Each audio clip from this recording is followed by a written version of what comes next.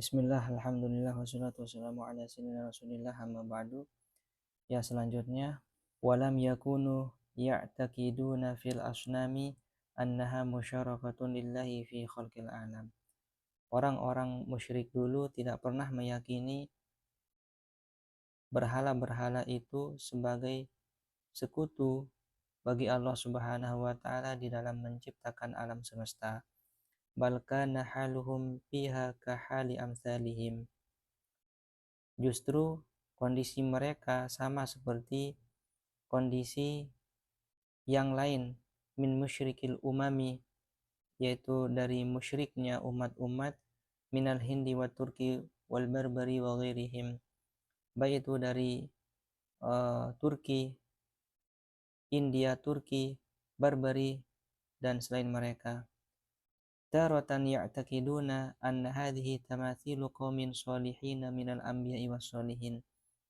Terkadang mereka meyakini bahwa patung-patung itu adalah permisalan ya, atau bentuk ya, gambar dari kaum orang-orang soleh, baik itu dari kalangan para nabi dan orang-orang soleh itu sendiri.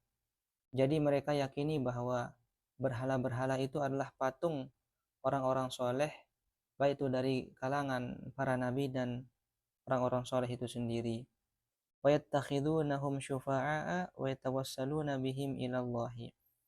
Dan mereka jadikan sebagai penolong ya berhala-berhala itu, patung-patung itu, wa yatawassaluna bihim ilallahi, dan mereka jadikan wasilah untuk mendekatkan diri kepada Allah Subhanahu wa taala. Jadi orang musyrik dulu tidak pernah meyakini bahwa berhala-berhala yang mereka sembah itu sebagai sekutu bagi Allah Subhanahu wa taala di dalam menciptakan alam semesta ini. Tidak ada yang meyakini ya berhalanya itu sebagai sekutu bagi Allah ya untuk menciptakan alam semesta itu, tidak pernah. Bahkan mereka meyakini berhala-berhala yang mereka sembah itu adalah patungnya orang-orang soleh, bahkan para nabi, yang saat mereka ya beliau-beliau sudah meninggal dunia, setelah itu mereka jadikan patung-patung mereka ya untuk kemudian dijadikan sebagai syufa'a, yaitu penolong-penolong mereka, dan menjadi wasilah untuk mendekatkan diri mereka kepada Allah Subhanahu wa taala. Wa hadza kana asla syirkil arabi, dan inilah pangkalnya kesyirikan orang Arab dulu. Qala ta'ala, Allah Subhanahu wa taala berfirman, hikayatan an qaumin Nuhin, menceritakan tentang kondisi kaum Nabi Nuh. Wa qalu, dan mereka berkata, la tadarunna alihatakum, janganlah kalian tinggalkan Tuhan-Tuhan sesembahan kalian. Wala tadarunna wadda, jangan tinggalkan ya Tuhan wadda, wala suwa'a, juga suwa'a, wala yagutha, juga yagutha, wa ya'uqa, juga ya'uqa, wa nasra, dan juga nasra. Nah, jadi Allah Subhanahu wa taala menceritakan bagaimana mereka menyebutkan ya Tuhan-Tuhan sesembahan mereka untuk saling menasihati supaya jangan meninggalkan Tuhan-Tuhan sesembahan mereka. Ada yang bernama Tuhan Wadda, ya Suwa'a, Yagutha, Ya'uqa, dan Nasra. Inilah ya orang-orang soleh di zaman itu, yaitu di zaman kaum Nabi Nuh, yang dimana saat beliau-beliau ini sudah meninggal dunia, maka dibuatlah patung-patungnya, dan kemudian itulah yang disembah oleh kaum-kaum setelahnya. Na'udzubillahi min dzalik. Wa qad thabata fi sahihil Bukhari wa kutubit tafsiri wa qisasil anbiya'i wa ghairiha. Di dalam kitab Sahih Bukhari, kitab-kitab tafsir, dan kisah-kisah para nabi dan yang lainnya, Ani bin Abbasin radhiyallahu anhuma wa ghairihi minas salafi, dari Ibnu Abbas radhiyallahu anhuma wa ghairihi minas salafi, dan selainnya dari kalangan ulama salaf, anna hadhihi, bahwa sesungguhnya patung-patung ini asma'u qaumin solihina, adalah nama-nama kaum atau orang-orang soleh fi qaumi Nuhin, pada kaum Nabi Nuh. Falamma matu, saat mereka meninggal dunia, aqafu ala kuburihim thumma sawwaru tamathilahum, mereka mendedikasikan kubur mereka begitu. Lalu ya kemudian mereka menjadikan patung-patung yang uh, mirip, yang semisal dengan mereka. Thumma tala alihimul amadu, kemudian setelah waktu begitu lama ya, berlalunya waktu, fa'abbaduhum, orang-orang tersebut kemudian beribadah kepadanya.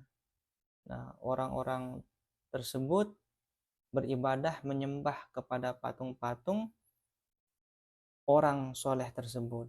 Jadi saat orang-orang soleh sudah meninggal dunia, thumma tala alaihimul amadu, yaitu setelah berlalunya waktu yang begitu lama, kan hilanglah ilmu.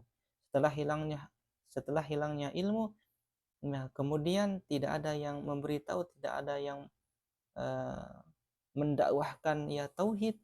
Lalu orang-orang setelahnya itu yang tidak tahu apa-apa yang sebenarnya, fa'abbaduhum, lalu mereka menyembahnya yaitu beribadah kepada patung-patung orang soleh tersebut. Na'udzubillahi min dzalik.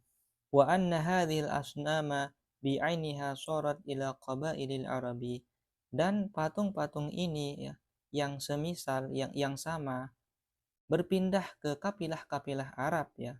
Dzakaraha Ibnu Abbasin radhiyallahu anhuma, menyebutnya oleh Ibnu Abbas radhiyallahu anhuma, qabilatan, yaitu berpindah ke satu kapilah ke kapilah yang lain.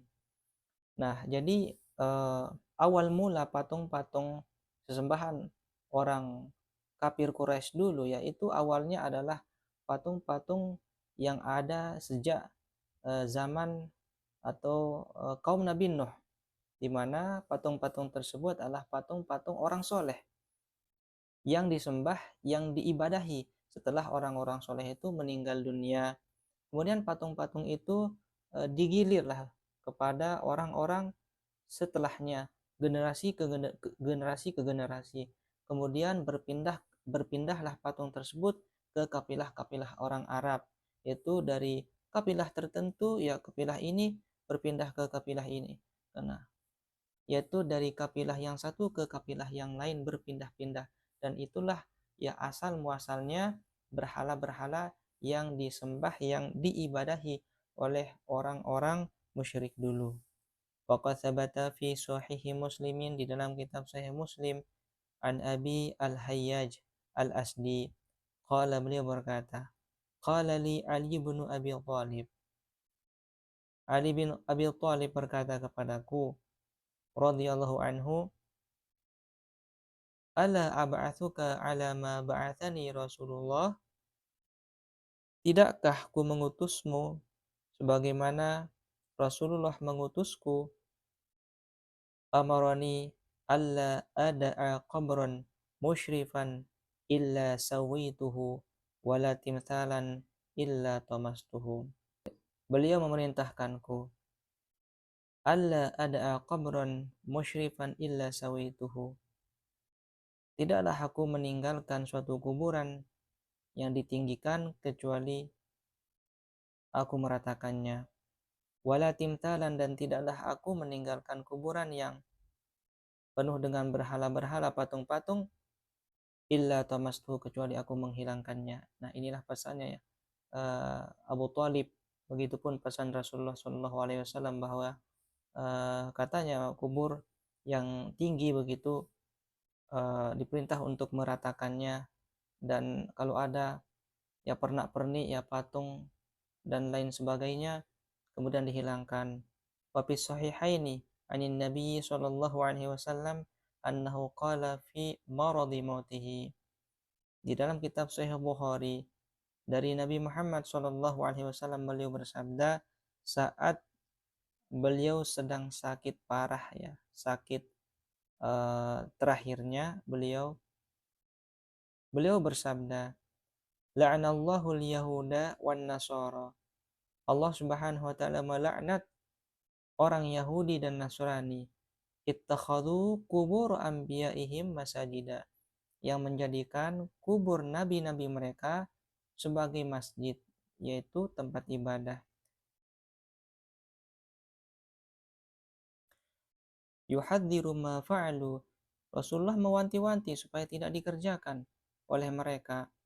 Qalat Aisyah radhiyallahu anha. Aisyah berkata, walaula dzalika la ubriza qabru. Andaikan bukan karena itu, maka sungguh kubur beliau itu Nabi Muhammad SAW pasti akan dinampakkan. Maksudnya pasti akan dibuat di luar sehingga orang-orang akan melihatnya. Tetapi karena itulah yang akan ditakutkan. Andaikan makam Nabi, kubur Nabi dibuat di luar, ya di tempat yang terbuka, maka kemungkinan besar ya orang-orang akan menjadikan kubur Nabi sebagai tempat ibadah. Walakin kariha ayyuttakhadha masjidah. Akan tetapi beliau benci kubur dijadikan sebagai masjid atau tempat ibadah. Wallahu subhanahu wa ta'ala alam bisawab.